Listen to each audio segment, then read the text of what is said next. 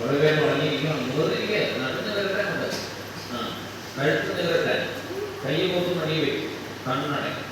ഞാൻ ചൊല്ലുന്ന ഏറ്റിട്ടുണ്ട്. ഞാൻ ചൊല്ലിയ ശേഷം രണ്ടാമത് ചൊല്ലിയാൽ മതി. പുതിയ കുട്ടികളുള്ളതുകൊണ്ട്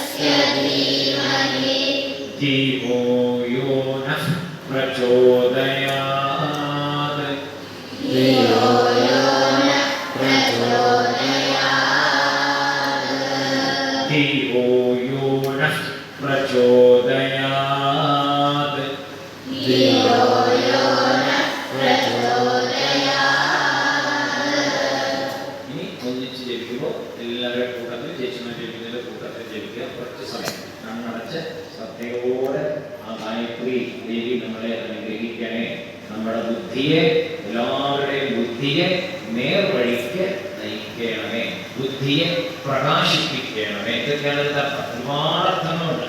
അപ്പോൾ നമ്മുടെ നിസ്സാരത്തിനെ ഓർത്താൽ മതി. ബുദ്ധിയെ പ്രകാശിപ്പിച്ച് നേർവഴിക്ക് നയിക്കണമേ.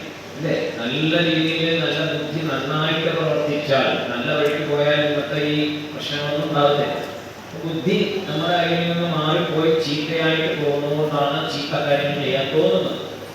ബുദ്ധി നേർവഴിക്ക് പ്രകാശിച്ചാൽ നല്ല കാര്യങ്ങളെ നമ്മളിൽ നിന്നുണ്ടാവുകയുള്ളൂ. ഒരു ചീത്തക്കാര്യം നമ്മളിൽ നിന്നുണ്ടാവും. അതുകൊണ്ട് അതാണ് നമ്മൾ പ്രാർത്ഥിക്കേണ്ടത്. പണകാര്യം മാത്രമല്ല പ്രാർത്ഥിക്കേണ്ടത്. അവിടുത്തെ ധിയോയോന അവിടെ പറയുന്നത് എല്ലാവർക്കും, മറ്റുള്ളവർ കൂടി നിങ്ങൾക്ക് എല്ലാവർക്കും ബുദ്ധി നല്ല രീതിയിൽ പ്രകാശിക്കണമെന്നാണ്. അപ്പോൾ മറ്റുള്ളവരുടെ ഉള്ളിലും നമ്മുടെ പ്രാർത്ഥന കൊണ്ട് മറ്റുള്ളവരുടെ ബുദ്ധിയും നല്ലതായി തീരണം. അപ്പോൾ നമുക്ക് എല്ലാവർക്കും സമാധാനം ഉണ്ടാകും. അങ്ങനെയാണ് ലോകശാന്തിക്ക് വേണ്ടി പ്രാർത്ഥിക്കുന്നത്. എല്ലാവരുടെ ഉള്ളിലും തന്നെ വന്നാൽ പിന്നെ ആർക്കും പ്രശ്നങ്ങൾ ഉണ്ടാകില്ലല്ലോ. അങ്ങനെ ചെയ്യണം കേട്ടോ.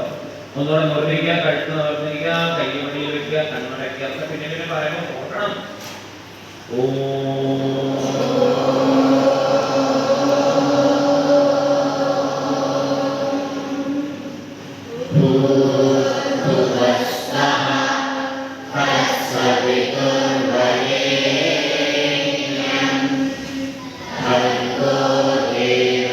Yeah.